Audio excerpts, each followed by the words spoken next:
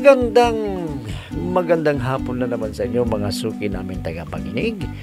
Narito na naman po ang inyong lingkod, Kuya Peles. At ako po muli ay inyong makakasama sa loob ng kalahating oras. At siyempre kasama pa rin natin mga kaibigan, ating mga artista sa radyo na siyang nagbibigay buhay sa ating mga napipiling liham sa araw-araw. At ang liham nating napili mga kaibigan ay galing sa isa nating masugid na taga-subaybay. At siya po ay itago lamang natin sa pangalang Sarah. Bueno, basahin na natin ang liham ni Sarah. Dear Kuya Peles, kumusta na kayong lahat dyan sa inyong himpilan? Lalong-lalo na po sa mga kasama ninyan sa inyong departamento na mga dramatista na siyang nagbibigay buhay sa mga pinapadalang liham sa inyo. Lumiham din ako, kuya, dahil hindi ko akalain na pati pala ako ay magkakaroon ng problema. Buong akala ko, kuya, ay mananatili akong tagapakinig sa inyong programa. Yung pala ay hihingi din ako ng payo sa inyo. Itago na lamang po ninyo ako sa pangalang Sarah, 25 taong gulang at isa pa po akong dalaga. Para malinaw sa inyo, kuya, ganito po nagumpisa ang aking problema, Kuya Peles. Mabuti naman at dumalaw ka ngayon dito sa bahay, Boyet. Mayroon sana akong gustong linawin At ang gusto ko, magsabi ka ng totoo. Bakit? Ano ba yun, Sarah? Magkasintahan na tayo. Pero bakit ganun? Anong ibig mong sabihin? Na nakikipagrelasyon ka pa sa iba? Hindi totoo yan. Ikaw lang mahal ko. Aminin mo na kasi! Bakit? Sino pang nagsabi sa inyan? Huwag ka nang magsinungaling. Hindi totoo yan, Sarah. Hindi. Aminin mo na! Dahil nakita ko kayo mismo, ni Fe! Ha? Oo, aaminin ko nag-usap kami. Pero nagkataon lang na dumaan ako sa kanila. Nag-usap lang naman kami Anong masama dun? Para sa'yo wala. Pero sa akin, na magkasintahan tayo, masamang loob ko. Kung gusto mo, ihaharap ko siya sa'yo Para maniwala ka na wala kaming relasyong dalawa. Huwag ka nang magkaila kasi. Kitang-kita naman na may relasyon kayo. Pero bakit mo ginagawa ito sa akin? Walang katotohanan niyang ibinibintang mo sa akin. Maniwala ka sa akin. Bakit ba ayaw mong maniwala? Putulin na natin ang relasyon natin. Ayaw ko na sa'yo.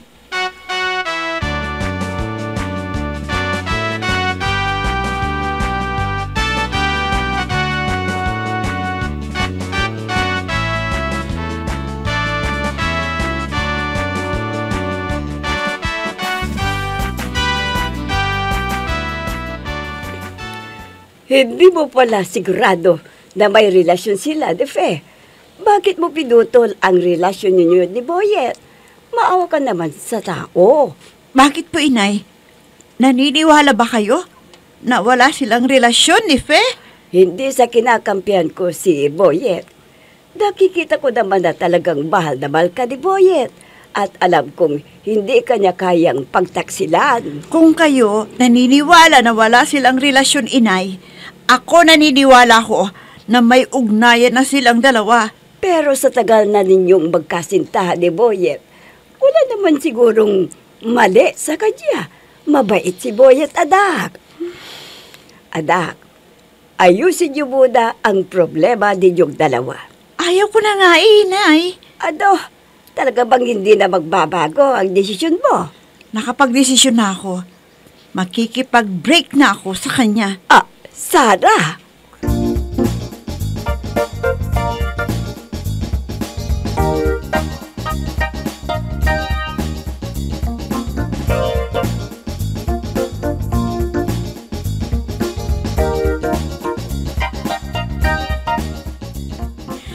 Totoo ba yung sinasabi mo, Gina?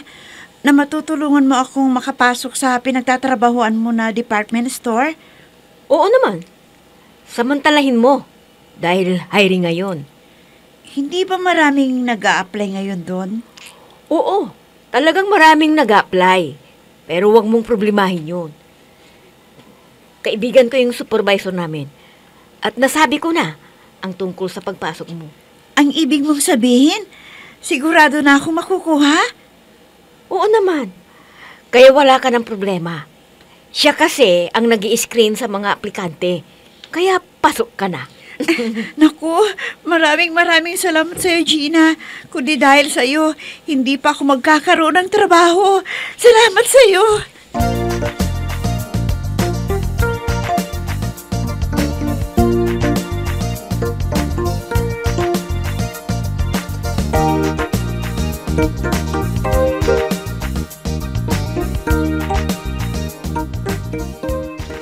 Wala dito si Sarah, Boyet. Nagtatrabaho na siya. Hindi mo ba alam na may trabaho na siya? Kung hindi niyo sinabi, hindi ko alam, Susan. Anong trabaho niya? Sa isang department store. Tinulungan siya ni Gina na makapasok doon. Teka ho. Si Gina ba na anak ni Aling Inday ang tinutukoy niyo? Aling Susan? Oo, siya ga. Ngayon ko lang nalaman na may trabaho na pala siya. Boyet, mas maganda sigurong maghanap ka na ng ibang lilikawan mo. Kahit dadag ko si Sarah, hindi ko siya kinakampihan. Masama ang ugali niya. Kahit na hindi pa siya sigurado, pinagbibintangan ka. Masyado siyang silosa, kaya maghanap ka na lang ng ibang babahalin mo. Mahal ko po si Sarah, Aling Susan. Teka, ang ibig mo bang sabihin, susuyuin mo pa siya, ganun ba? Oo, Aling Susan. Alam kong maliliwanagan din ang isip niya. Ay, sada nga, ay makumbinsi mo pa siyang makipagbalikan sa iyo, Boyet. Sada nga. Gagawin ko po ang lahat, Aling Susan, para magkabalikan kaming dalawa.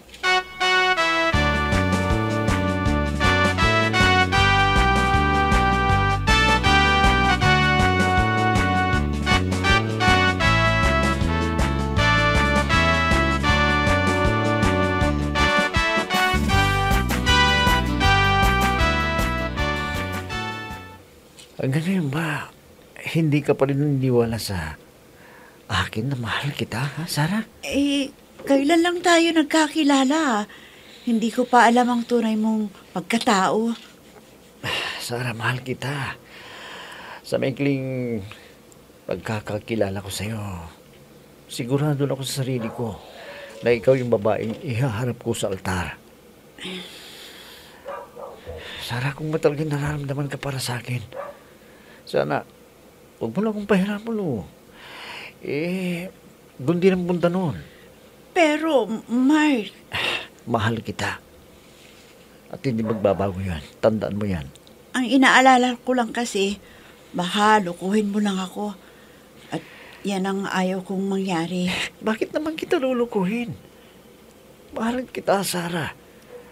At di mangyayari yung paglalaroon ko lang ang pag-ibig ko sa'yo. Hindi. Sige. Sinasagot na kita, Mark.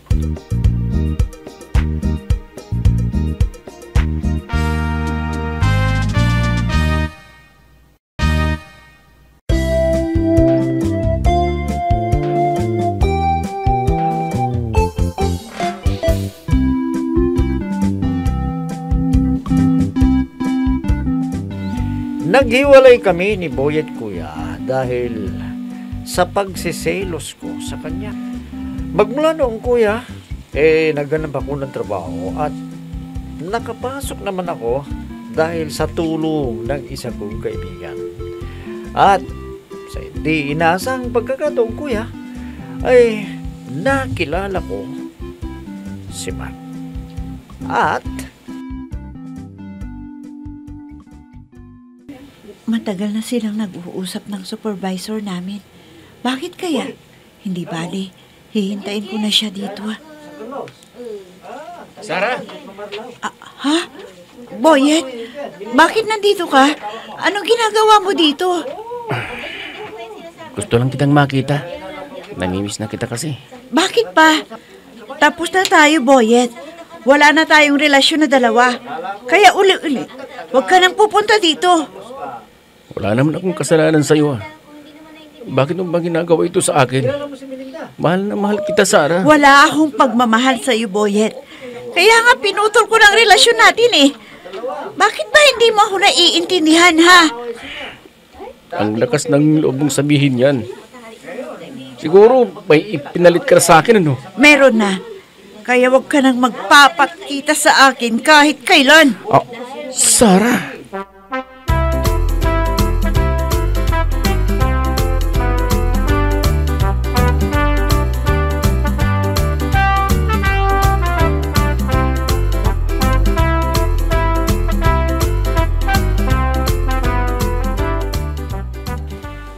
Ngayon at may nangyari na sa ating dalawa, Mark. Kailangan na pakasalan mo na ako. Ano? Wala pa sa isip ko yan. Ayoko munang mag-asawa. Ang ibig mong sabihin, kahit na may nangyari na sa atin, hindi mo pa rin ako pakakasalan. Magkakasalan kita, oo. Kaya lang, hindi pa sa ngayon. Masyado pang maaga eh. Sabi mo sa akin, pakakasalan mo ako. Kaya nagtiwala ako sa'yo. Totoo sinabi ko sa'yo. Pero hindi pa sa ngayon. Mag-ipon muna ako. Kailan pa, Mark? Kailan pa? Hindi ko pa alam. Basta maghintay ka kung kailan. Baka sinasabi mo lang yan. Pero iiwanan mo rin ako balang araw. Maniwala ka sa akin. Pakakasalan kita pero hindi pa sa ngayon. Sana tuparin mo yung pangako mo sa akin, Mark. Sana!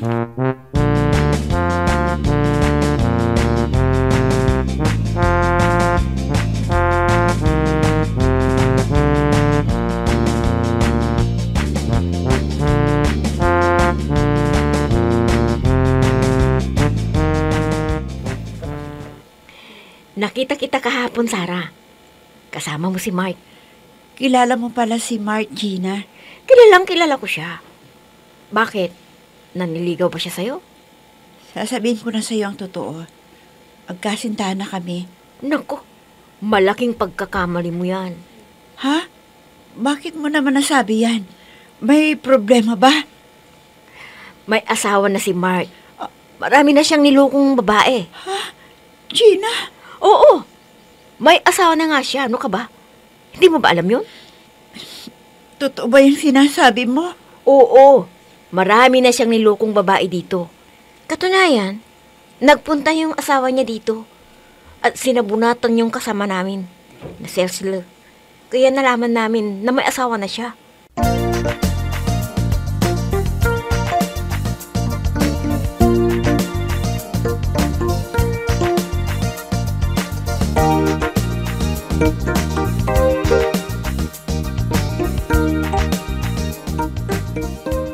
Hindi.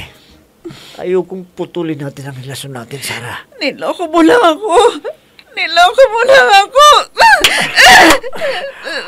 Pero, Sarah, mahal kita. Isa kang manloloko. Manloloko ka. May asawa ka na pala kaya ayaw mo akong pakasalan. Wala na kami ng asawa ko.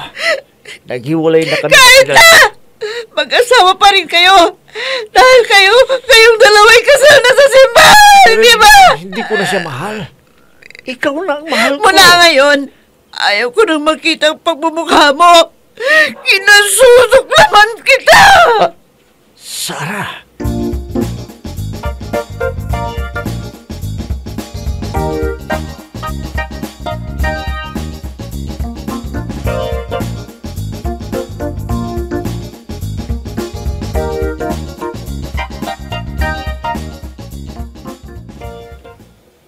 Alam ko na ang lahat, Sarah. Kaya ako nandito para damayan ka. Hindi na ako karapat dapat sa iyo, Boyet. May nakakuha na sa aking pagkababae. Marumi na ako. Hindi na kailangan na magbaliwanag ka pa sa akin, Sarah. Ano man ang nakaraan mo, tanggap ko. Dahil mahal kita. Sinasabi mo lang yan. Dahil baka gusto mong gumanti sa akin. Dahil sa ginawa ko sa iyo noon. Hindi. Handa kitang pagkasalan. Kahit na anong oras, basta pumayag ka lang. Maghanap ka na lang ng ibang babaeng nababagay sa'yo. Huwag ako. Hindi, Sarah. Ikaw ang babaeng ihaharap ko sa altar. Kung hindi ka rin lang papayag sa gusto ko, mas mabuti sigurong tumanda na lang akong binata. Kundi rin lang ikaw ang babaeng makakasama ko habang buhay. Boyet!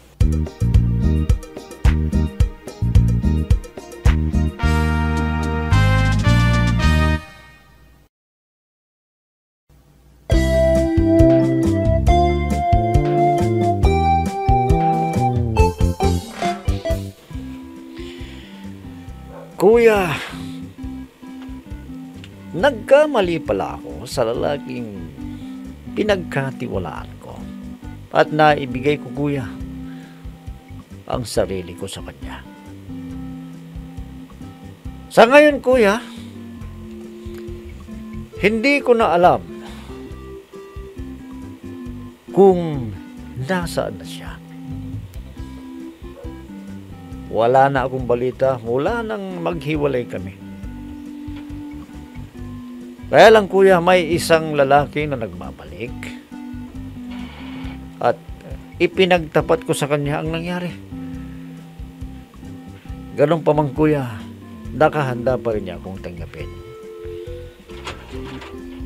Kuya, dapat ko pa bang tanggapin ang alok sa akin ni Boyet? Sana po, matulungan niyo ako sa aking inilapit. No problema.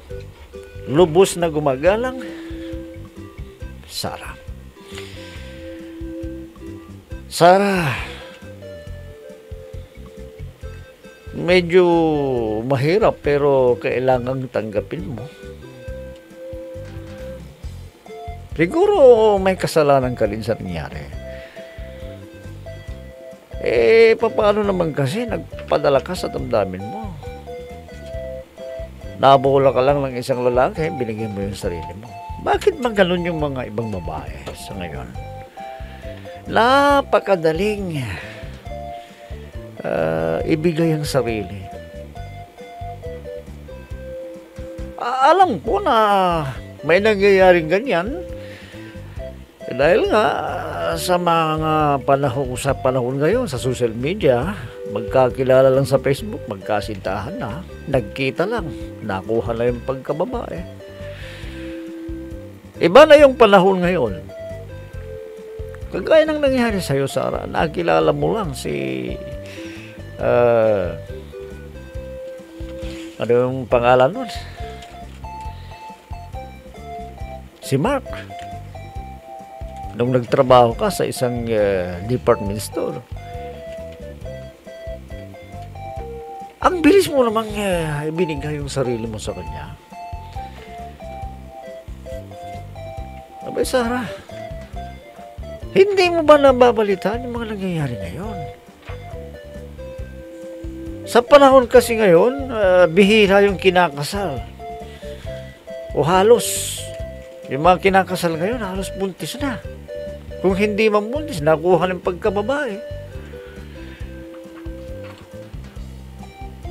Yung kaso mo kasi, hindi mo naman sinabi dito kung buntis ka na. Ikaw din ang gumawa ng paraan para magkahiwalay kayo ni Mark. Pinutol mo ang relasyon ninyong dalawa. At hanggang ngayon, wala ka ng balita sa kanya. Sarah, malaking problema mo yan, pero sa ngayon, bumabalik sa iyo si Boyet. At nakahanda siyang tanggapin ka kahit anong nangyari sa iyo. Ibig sabihin, Sarah, mahal ka pa rin ni Boyet hanggang ngayon. Ang mahirap lang, baka sa tamis ng kanyang pananalita, bumigay ka na naman at maibigay mo yung sarili mo hanggat hindi pa kayo kinakasal. Abay, wag mong gawin yan. Sa pangalawang pagkakataon, pag-ingatan mo lang pagkababae mo, malay natin. Gusto lang gumanti ni Boyet sa'yo sa nangyari. Hindi posibleng mangyari yan. Tama yung sinabi mo. Kaya lang mararamdaman mo yan mismo kung talagang sasagutin mo na siya at magsasama kayo. At diyan mo mapapatunayan kung talagang totoo ang pagmamahal ni Boyet sa'yo. Sa bandang huli, ikaw pa rin ang masusunod, ikaw pa rin ang magdedesisyon. O kaya, ipagtapat mo sa mga magulang mo lang sa ganun, malaman nila. Yung problema mo. Ganyan naman tayo mga anak Kapag hindi natin kayang problema, takbuhan natin. Kung hindi magulang, kaibigan. Pero mas importante na sabihin mo sa mga magulang mo kung ano yung pinagdadaanan mo, problema mo. Dahil ang magulang hindi ka kayang iwanan. Bagkus, papayuhan ka ng ikabubuti mo sa buhay. Bueno, yan na lamang sigurong masasabi ko sa iyo, Sarah. At naway kahit papano ay napayuhan kita sa iyong inilapit na problema. Bueno mga kaibigan, hanggang bukas na muli sa ganito ring oras at timpilan, inyong abangan at pakinggan ang programang Peles at your service.